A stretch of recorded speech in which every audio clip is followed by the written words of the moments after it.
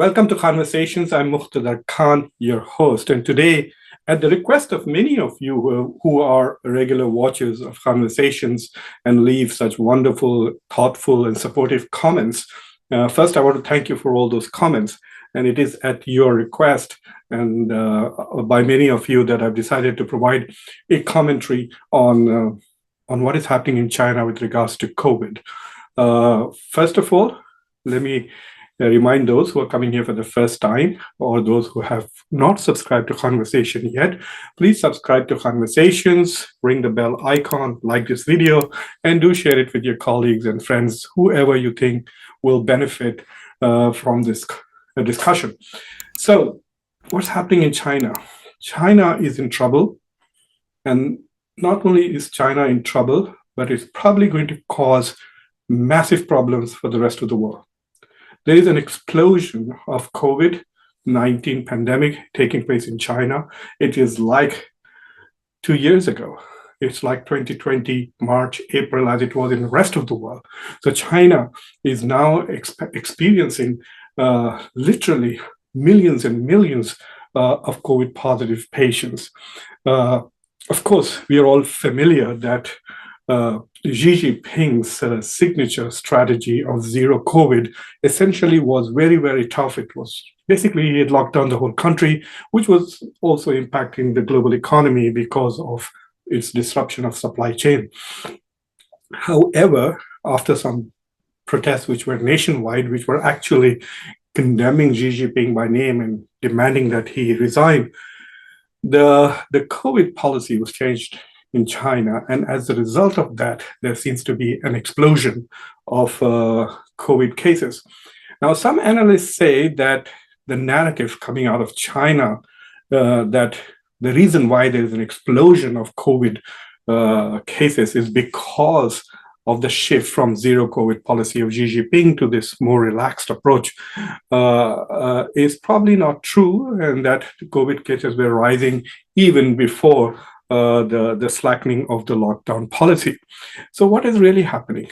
I think the reason why, and I've been saying this and a lot of others have said this, that the reason why Xi Jinping was enforcing such strict measures is because he knows that the Chinese vaccine is not as effective as Moderna or Pfizer or other vaccines that were available to people outside China.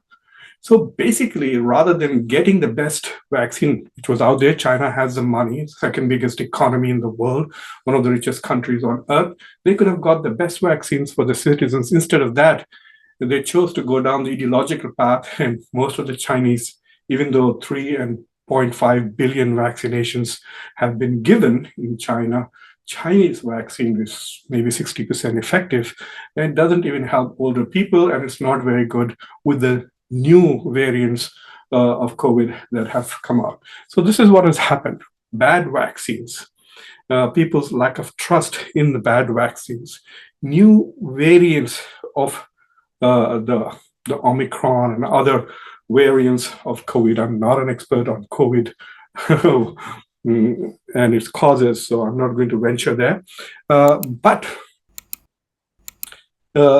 And this policy of implementing lockdowns, which was causing a lot of inconvenience, has essentially exploded into a pandemic inside China. And Chinese experts are saying that this is not just something that's going to last for a week or two, it's going to last up till mid-March. And there are going to be 3 waves of COVID sort of pandemics. So 1, 2, 3. So one is happening now. Then there will be during the Chinese New Year's vacation, which is around January 21st. So everybody's going to be traveling for the holidays. So there will be a spike in the number of cases. And then when they come back from holidays and come to work, they are expecting another spike. So there are going to be 3 spikes. They expect, if it is not contained, they expect the deaths to be about 1 million by March. I mean, it's going to devastate the Chinese economy also. But what is also sad is that hospitals are full, beds are full, and crematoriums are also full. Even though the Chinese government is basically, once again, hiding the facts from the rest of the world, Reports from inside China are suggesting that lines have increased outside hospitals. Medical support is not adequate. But even those at funeral homes or crematoriums are saying that the number of deaths or dead bodies that are coming to the crematoriums to be cremated are 4 times more than normal. So there's clear spikes in deaths. Now, the Chinese government does not want to acknowledge that these deaths are being caused by COVID. So they're saying it's underlying conditions. So if older people, it's mostly older people who are dying at the moment. So they're saying, oh, you had heart trouble or you had some kind of breathing problem. And COVID exacerbates that and actually makes it fatal. But they're not listing it as COVID-related death. They are relating it as heart-related or lung-related or whatever. So basically, they're going to have an undercount of the deaths that are caused by COVID. So it does appear as if China is still struggling to maintain its image. So let's assume that China does have a bad time for the next 5-6 months. What does it do from a geopolitical perspective? There are several things. One, it is going to undermine the Chinese economy significantly. It's already growing at a much reduced pace.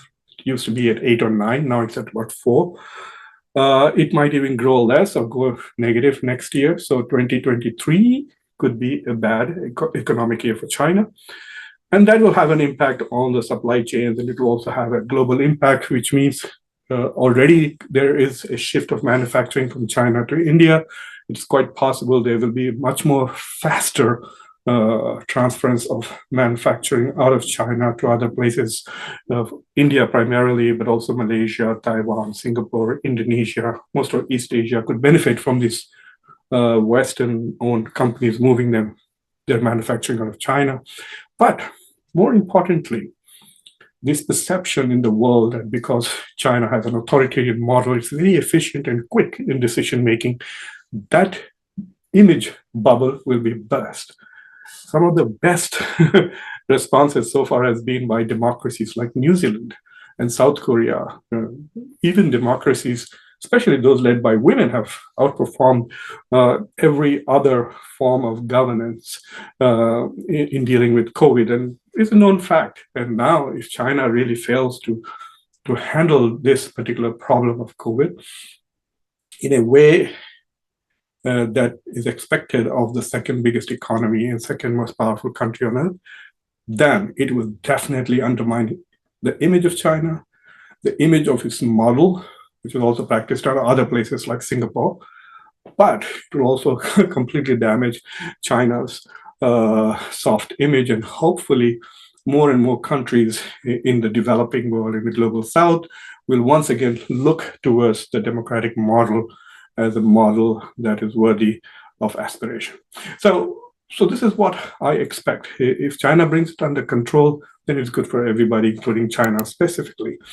But if China is unable to control it and manage it, and it hasn't in the last 2 years, then several things are going to happen. As I said, it will hurt China, but it also hurt the global economy. I just hope that the pandemic doesn't spread out of China into Asia and other places, which also means that global travel will be suddenly curtailed by January. I think that once again it will become difficult to travel all over the world because people are going to be afraid of traveling with the COVID pandemic.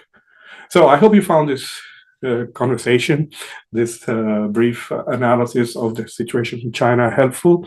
I hope it gave you some thought. So please subscribe to Khanversations, ring the bell icon, share the video with your friends and colleagues. This is Muqtedar Khan, your host. Take care, be safe.